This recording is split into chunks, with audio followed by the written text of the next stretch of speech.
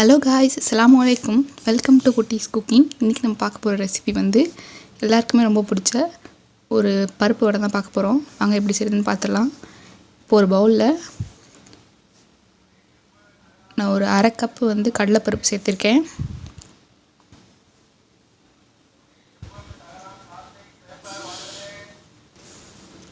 அரை கப்பு துவரம்பருப்பு, கொஞ்சோண்டு சோம்பு, அப்புறம் தண்ணி ஆட் பண்ணிக்கலாம். ஆட் பண்ணி ஒரு 3 மணி நேரம் நல்லா ஊற வச்சுருங்க. பருப்பு நல்லா ஊறிச்சு. இப்போ ஒரு மிக்சியில் இதை ட்ரான்ஸ்ஃபர் பண்ணியாச்சு. இப்போ நான் கொஞ்சம் பருப்பு மட்டும் வச்சுருக்கேன். பருப்பு இருந்தால் அங்கங்கே இருந்தால் நல்லாயிருக்கும், அதனால் பருப்பு வச்சுருக்கேன். இப்போ நல்லா நம்ம மிக்சியில் குறைன்னு அரைக்கணும். இதை பாருங்கள், இந்த மாதிரி அரைச்சிக்கோங்க. அவ்வளோதான், நம்ம வடைக்கு வந்து ரெடி ஆயிடுச்சு. இப்போ நம்ம அரைச்சதை எடுத்து இந்த பவுலுக்கு நம்ம போட்டுறோம். அப்புறம் நான் கொஞ்சம் வெங்காயம் சேர்த்துக்கிறேன்.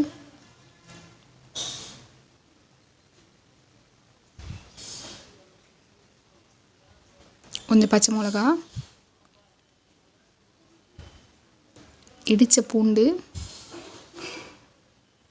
குட்டி குட்டியாக நறுக்கின இஞ்சி, கொஞ்சோன்னு நான் முட்டைக்கோஸ் ஆட் பண்ணியிருக்கேன், கொஞ்சம் கருவேப்பிலை, ஃபைனலாக கொத்தமல்லி, இந்த டிஷ்ஷுக்கு தேவையான சால்ட், கொஞ்சோண்டு பெருங்காயம்.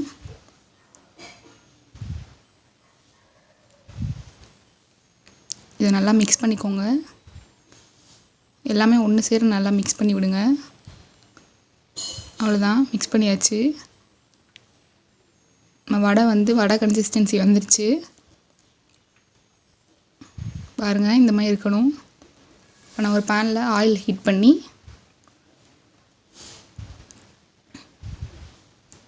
இந்த வடை மாதிரி தட்டிக்கிறோம். இந்த மாதிரி நம்ம எண்ணெய் சட்டியில் ஒன்று ஒன்றா பொறுமையாக போட்டு லோ ஃப்ளேமில் பொரிக்கணும். இந்த மாதிரி வடை செஞ்சு பாருங்கள், ரொம்ப நல்லாயிருக்கும்.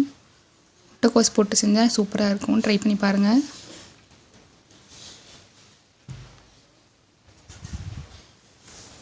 அவ்வளோதான், இந்த மாதிரி கோல்டன் ப்ரௌன் கலர் வர வரைக்கும் வெயிட் பண்ணுங்கள் நல்லா.